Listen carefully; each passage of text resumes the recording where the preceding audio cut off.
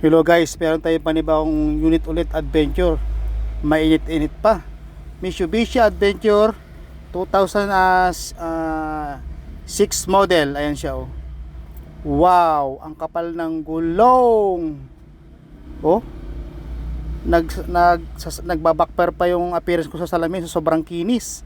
Yan guys, tong sasakyan na to, Mitsubishi Adventure na 2006 model, automatic transmission.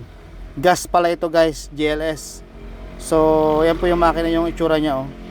Sa loob, makinis po yan, malamig ang aircon, first owner at nakarehistro.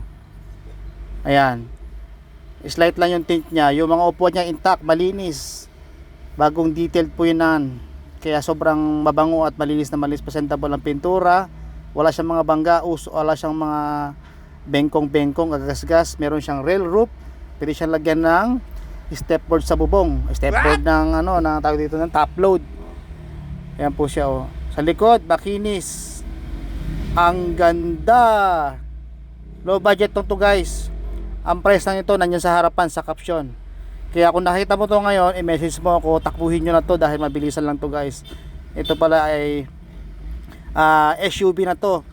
Pag mga video pet lang, mga 10 taong sasakay, yung mga papayat, makakapal talaga mga gulong to, lahat paikot, lata ang paikot din po niyan. Ayan po siya oh guys. So murang mura po yan, low budget yan. Message nyo po ako sa price niya. Ang price po nito, sabihin ko na nga, 198k.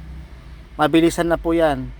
Gumagana po yung mga lahat ng ilaw niya, pati yung shifting, walang kaldag, walang delayed.